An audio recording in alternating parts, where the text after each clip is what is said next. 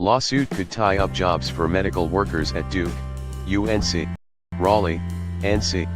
The basketball rivalry between Duke University and the University of North Carolina battle is legendary, but a federal lawsuit says the two elite institutions have agreed not to compete in another prestigious area, the market for highly skilled medical workers. The antitrust complaint by a former Duke radiologist accuses the schools just 10 miles apart of secretly conspiring to avoid poaching each other's professors.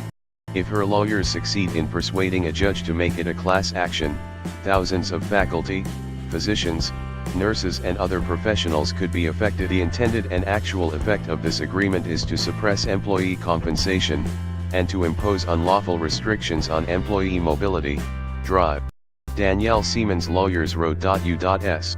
District Judge Catherine Eagles expects to hear arguments Thursday on whether Siemens' complaint should include all skilled medical workers employed between 2012 and 2017 at the Duke Medical School, the Duke University Health System, the UNC Chapel Hill Med School and the University of North Carolina Healthcare System. Eagles could approve a smaller class instead, perhaps limiting the litigation to faculty members and medical doctors.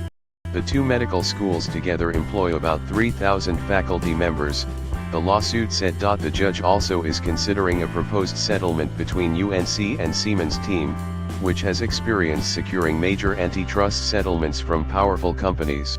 Her San Francisco law firm got $415 million from Google Incorporated, Intel Corp., Adobe Systems Inc., and Apple Incorporated, in 2015 after accusing them of agreeing not to hire each other's best workers. Siemens lawyers made this deal in part because as a public institution, UNC could invoke constitutional limits on federal lawsuits against states, and in part because UNC would be required to deliver a trove of documents, data, and testimony supporting her efforts to win monetary damages from Duke, a private university in Durham. UNC wouldn't pay any money in the settlement, and would promise not to participate in any unlawful restraints on competition. Both UNC and Duke deny the existence of the no-hire agreement that Siemens claims was reached by top administrators to allow promotions while preventing lateral transfers. But Siemens' complaint cites emails referencing the inside deal after an employment courtship of more than 3 years with UNC's chief of cardiothoracic imaging ended in frustration. I agree that you would be a great fit for our cardiothoracic imaging division. Unfortunately, I just received confirmation today from the dean's office that lateral moves of faculty between Duke and UNC are not permitted. There is reasoning for this guideline which was agreed upon between the deans of UNC and Duke a few years back. I hope you understand, drive. Paul Molina wrote in 2015. Disappointed, Siemens wrote that there are only 2 academic centers in this area where I could work, and I am already at one of them. Molina then said the agreement was hatched to reduce competition and costs after a previous effort by Duke to recruit UNC faculty. Dear Danielle, in answer to your question, the guideline was generated in response to an attempted recruitment by Duke a couple of years ago of the entire UNC bone marrow transplant team. UNC had to generate a large retention package to keep the team intact, his email said. Molina said when he was deposed that he was already preparing an offer to another candidate when Siemens' application arrived. Only 2 of the 116 pages transcribing his deposition were included in a filing not under seal, and Molina doesn't address the alleged no-hire agreement in that fragment. Siemens lawyers say other emails within the 2 medical schools also mention the prohibition on recruiting or hiring from the other school.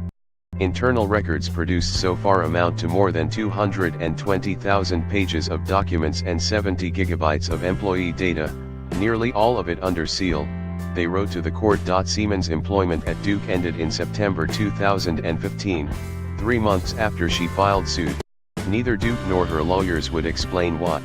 She retains an unpaid courtesy appointment as a Duke instructor, which enables her to supervise Duke residents who rotate through the local Veterans Administration hospital, Duke spokesman Michael Schoenfeld told the Associated Press. Meanwhile, another Duke radiologist's testimony could undercut her claim. Drive.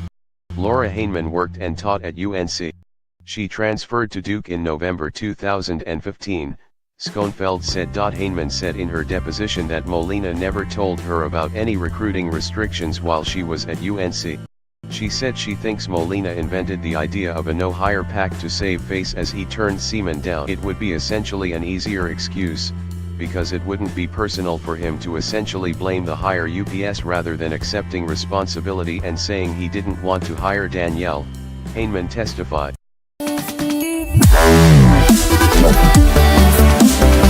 Wow.